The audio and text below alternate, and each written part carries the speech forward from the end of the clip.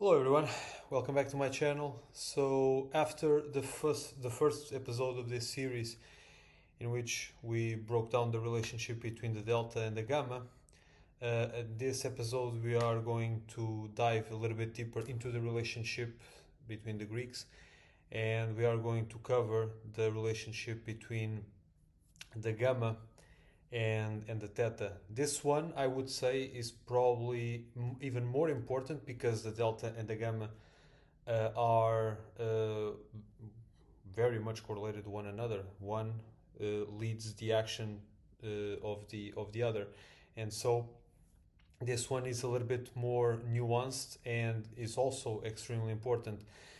When it comes to these two Greeks themselves, theta is basically the time decay, and when you buy an option, your option loses some value every single day just because of the passage of time. And on the other hand, as we mentioned, the gamma again is a second order derivative of the delta, and it basically measures how the delta changes, how fast the delta changes. And what most traders, in my view, fail to connect or to relate is that basically the theta and the gamma are usually on opposite sides of the same trade. And what I mean by this is that almost in every given situation, you cannot own the gamma without paying for the theta. So when you buy, for example, an option, or you at the same time you cannot collect theta without selling the gamma, which happens when you sell an option. And there is one notable exception. We will try to cover that later in this video, even though it's something that you cannot easily observe on a standard option chain. Only in very specific conditions this can happen, but we'll try to see if it's possible to show it. But basically, this is the relationship between them. Every option strategy ever invented almost is just a different expression of this tension between the gamma on one hand and the theta on the other one. And so in this video we are going to cover three things: the standard gamma and theta relationship and why they are basically always on the opposite sides, and what actually happens to the theta and the gamma as we reach the expiration of the option. So we are going to cover several different expiration dates, so that we can see how the relationship between these two Greeks develop. And I'm going to also use real numbers for this. And finally, we are going to speak about these exceptions where the common relationship between the gamma and the theta break and no longer exists. And there are three exceptions, and at least two of them we are going to be able to see them very clearly. The other one, we'll see if we can catch up to it. But yeah, let's go. All right, so here we are in the platform, and the way we are going to do this is the following. Because the theta and the gamma, the relationship between them is more apparent with at the money call options, we are going to use the $737 strike price long position in a call option, right? And we are going to do this because the relationship is not that apparent for options which are in the money or out of the money. And we are going to use a long call position, but nonetheless, you can also understand that what is going to happen if we use a short position in a call option, because between a long call option and a short call option, the numbers are the reverse, all right? And as well, the relationship between the long puts and the short puts is also the reverse. And after I show this, I'm going to explain what is the relationship that goes on also between the short puts and the long puts. but it will be pretty self-explanatory because we already know the values, and I'm just we'll show what is negative and what is positive for each of those situations, for each of those positions. But let's get into it. Let's start with a long call option for 32 days out, all right? And the reason for that is because this is a position in which the theta and the gamma are less significant, and we are going to proceed with a passage of time for 32 days out, 25 days out, 18 days out, 10 days out, 3 days out, and all the way till the 0 DT option. And so starting with the 32 days out option, expiring on July the 24th. Today is June the 22nd, and we can see here that the theta is minus 38, which means that if we buy this call option and everything remains the same, this option will lose about $38 per each passing day until expiration. And this gamma is 0.7. That means that if the stock price moves $1, the delta will move 0.7 in either direction, all right? And this means because the delta can become either 53 or 51.7, give or take. This means that per each share, per each $1 that the price changes, all right, that means that the delta, or in this case the option premium, will change by either around 53 or 53 cents or 51.7 cents, all right? That's basically what this is about.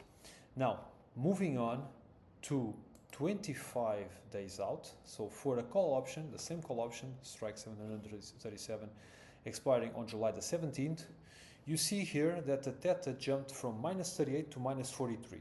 So now the call option will lose more value than before. If nothing else happens, the option will lose around $43 per each passing day, and the gamma is increased from 0.7 to 0.8, which means that if the stock moves $1 in either direction, the delta will change 0.8%. So still not that much, not that significant. The theta is also not that much at this point, but you will see that these numbers will become quite more dramatic as we reach maturity. Now, moving on to 18 days out, July 10th, this is the maturity of the option, and you see that now, instead of jumping only 5 points, like it happened from 38 to 43, now the theta jumps around 7 points to more than 50, and so every day, $50 of value lost just because of the passage of time. Now, per each dollar that the share price changes, the delta will also change in the same proportion. And this means that per each dollar that the share price changes, the delta will move up to 53.8.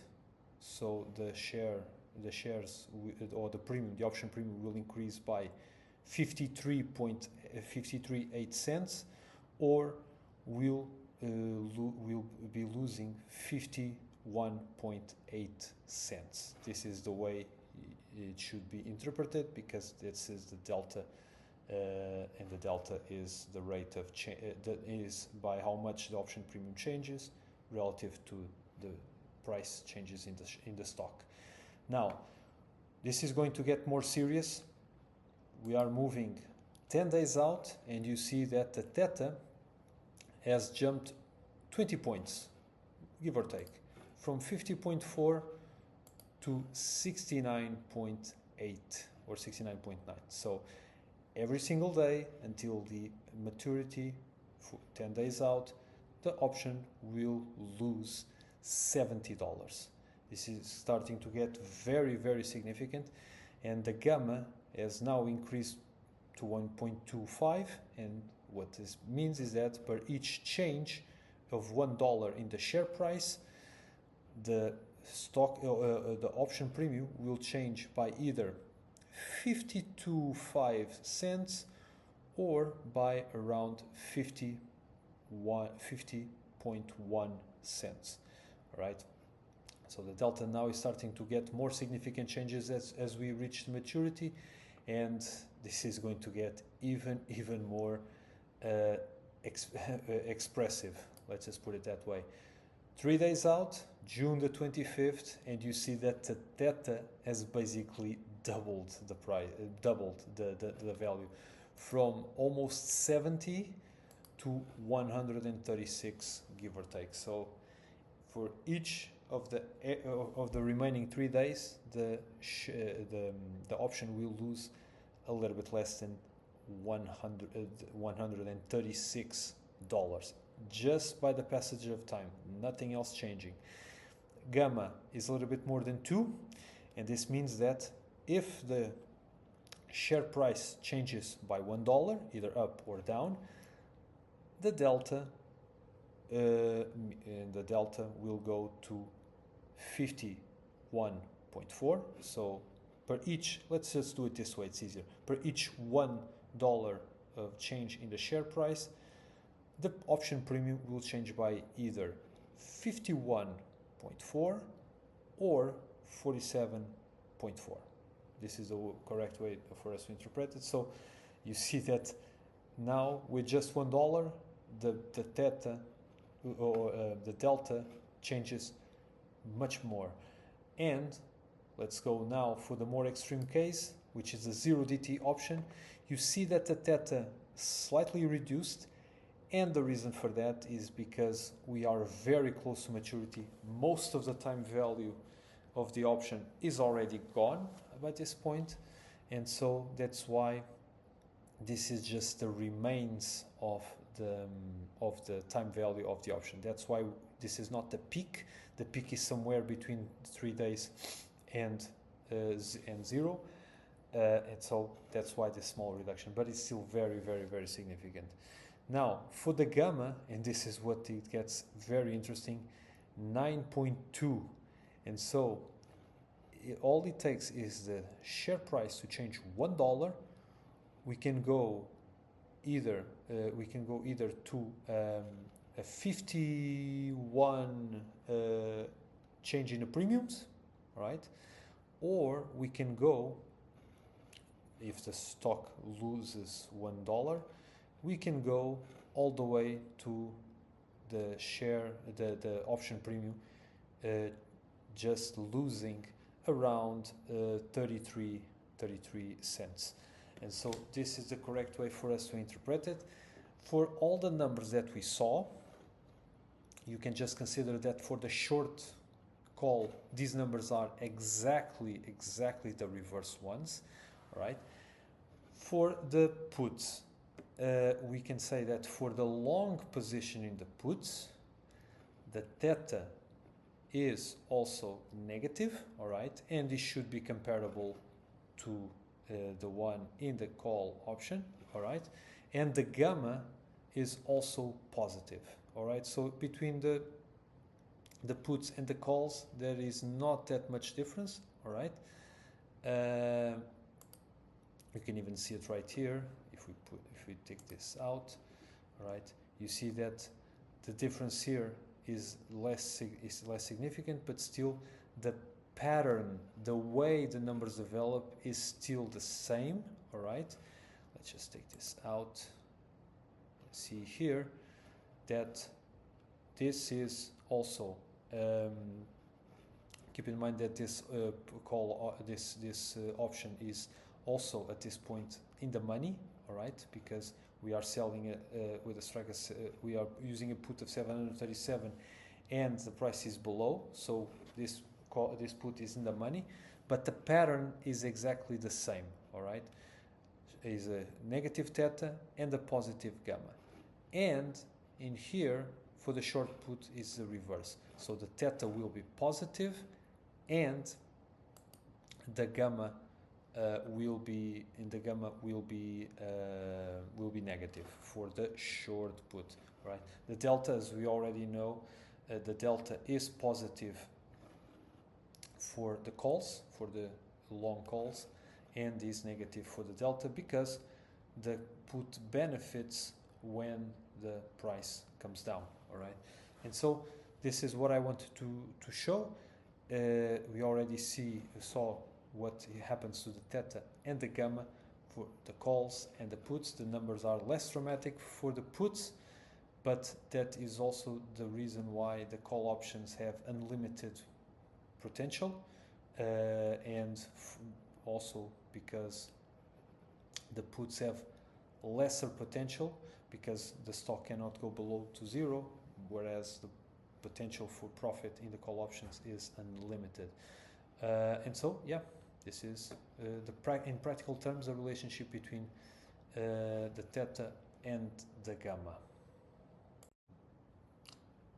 All right, another thing that I wanted to show is there are 3 exceptions, all right, to this relationship between the theta and the gamma. And in order to show this better, let's just go here to the option chain in which we have the 0DT options. We are 2 hours and 20 minutes from the closing of the trading session. And so the first exception here is if we go further up the option chain towards the deep in the money options. All right, let's just go here because the price, as you can see, of the Qs at this moment is 736. Let's just go here for the option around 635, and you see here that because this option is really behaving like a stock. Why is that? Because per each dollar that the stock moves, the delta, because it's 1 or 100, means that the option premium also moves $1. So it's mimicking the stock price moves. And also the gamma is zero.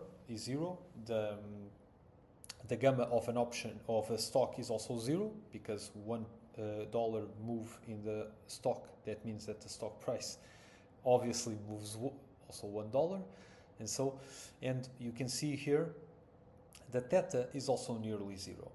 And this means that this stock that this option is really mimicking a stock, because also, as you can see, and actually it just became 0 at this point because time continues to go by. We are inching closer to the end of the trading day, and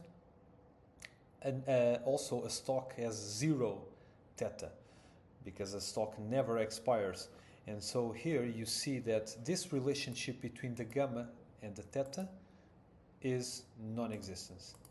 We can go around here in the several options that we have here, and you see that the relationship does not change between the theta and the gamma, because the only value that we have in these particular options, and I don't know why the Greeks are not showing at this point, but yeah, this is kind of strange, but whatever. But because the delta is 100, and I'm going to now select 2, we have twice the delta because we are selecting 2 options, but basically because the stock, the only value that these options have are intrinsic value, because it's the value equal to the stock, the gamma and the theta are 0, so they have basically a 0 correlation at this point. The other exception is, as you can probably figure it out, is if we go deep out of the money, for the deep out of the money options, and we go here, for example, so 736, let's just go here for the 835. This is a deep out of the money option. And as you see, it's the same thing. There is no relationship whatsoever between the theta and the gamma at this point. And these options are completely dead. There is no time value left, all right, because the theta is 0. There is no intrinsic value left because the delta is 0. Regardless of what the stock price does, this option does not move, does not gain any value. It's condemned, it's dead, and there's nothing we can do about it. All right. Now, another exception, and this one is a bit more subtle and more interesting, and it may not always verify, but I'm going to show it anyway. So if we consider, for example, a calendar spread, as you know, as probably some of you know, is in which we sell an option with the same strike, right?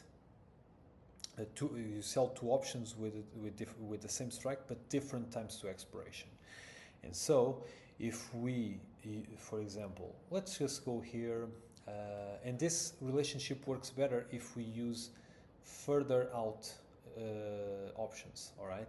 And so, for example, let's just say, let's see here in the option chain. All right, so let's just try here. Let's try here this option. We are 70 days out, and we are going to short a call in the strike at the money, all right? And we are going to move 30 days further back. Let's go here to the September 30th, all right? And just, let's just use my mistake, because so further out there is no 736 strike options.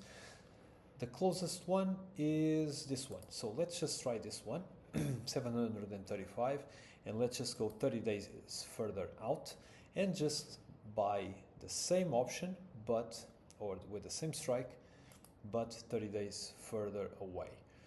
And even though at this point it does not show, but you can see here that because the option further away from the money, which we are buying, decays slower, loses time value slower than the one which are closer to maturity, all right? The theta is positive, all right?